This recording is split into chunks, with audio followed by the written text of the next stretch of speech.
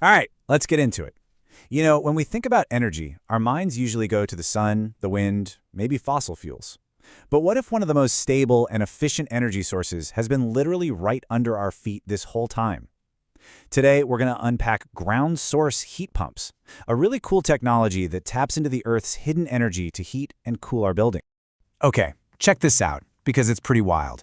That gray line jumping all over the place, that's the air temperature we have to deal with every day. Hot summers, cold winters. But that steady blue band underneath, that's the ground temperature, just a few feet down. It barely moves. So here's the big idea. What if you could tap into that constant, predictable temperature to control the climate in your home and basically ignore the crazy weather happening up on the surface? So how in the world do you actually do that, right? How do you pull warmth from what is essentially cool dirt in the middle of winter? Well, it comes down to some really clever and, surprisingly simple engineering. Let's get to the mechanics. So when you break it down, the whole system really has three main parts that work together. First, you've got the ground loop. Think of it like a giant straw that sips up the Earth's energy. Then, in the middle, you have the heat pump unit. This is the real engine room, where all the magic happens. And finally, there's the distribution loop, which is what actually delivers that conditioned air throughout your house. Now, this is absolutely crucial to understand. A heat pump doesn't make heat like a furnace by burning something. It's a heat mover. The best way to think about it is your refrigerator. Your fridge doesn't create cold, right? It just grabs the heat from inside the box and pumps it out into your kitchen. A ground source heat pump is doing the exact same thing, just on a much, much bigger scale. So here's how that cycle actually generates heat for your home. First, this fluid is circulating through those underground pipes, and it absorbs the Earth's steady low-grade heat. That little bit of warmth is just enough to turn a special liquid refrigerant inside the pump into a gas. Then, and this is where it gets really clever, a compressor squeezes that gas, which makes its temperature skyrocket. We're talking super hot. That hot gas then flows through a coil and releases all its heat into your home's air system. And finally, the refrigerant cools down, turns back into a liquid, and it's ready to go again. And probably the coolest part? In the summer, the whole thing just flips in reverse. Instead of pulling heat from the ground, the system pulls all the unwanted heat from your house and uses the cool Earth as a giant heat sink to dump it. So it's your air conditioner and your furnace, all rolled into one elegant package. So, all of this whole idea of moving heat instead of burning something to create it, well, that leads to a massive, massive payoff in efficiency. And this is where these systems really leave traditional HVAC in the dust. So how do we actually measure this incredible efficiency? Well, there's a term for it, the coefficient of performance, or COP. It's really just a simple ratio. For every 1 unit of energy you put in to run the pump, how many units of heat do you get out?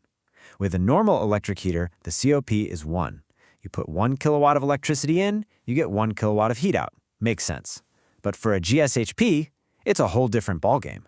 Just look at this. Seriously, that little blue block? That's the 1 kilowatt of electricity you're paying for to run the machine. But you are not just getting 1 kilowatt of heat back. You're getting 4, 5, sometimes even 6 kilowatts of heat delivered into your home. That electricity isn't making the heat. It's just powering the equipment to move all that free energy from the ground. Let me put that another way. We're talking about a system that's a minimum of 400% efficient at turning electricity into usable heat. No, that is not a typo. You get 4 times more energy out than you put in. It's wild. So how does this stack up against the heat pumps you might see more often, the air source heat pumps?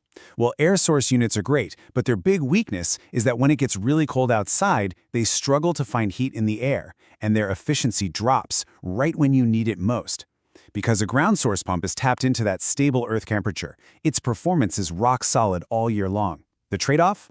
That much higher initial cost. Okay, the theory is fantastic, right? But what does this actually look like in the real world? How do you get one of these things into your backyard? All right, so the most common way to do this is with what's called a closed-loop system. If you've got a decent amount of land, you can dig trenches and lay the pipes horizontally, which is usually the cheaper option. But if you're on a smaller lot, like in a city, you've got to drill down deep and loop the pipes vertically. It has a tiny footprint, but as you can guess, all that drilling costs more. And here's the thing, you can't just drop one of these systems in anywhere and expect it to work perfectly.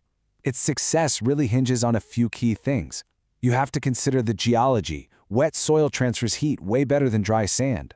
The loop design has to be calculated perfectly for your specific needs. Your home's insulation has to be decent. No point making cheap heat if it just leaks right out. And of course, the quality of the pump itself matters a ton.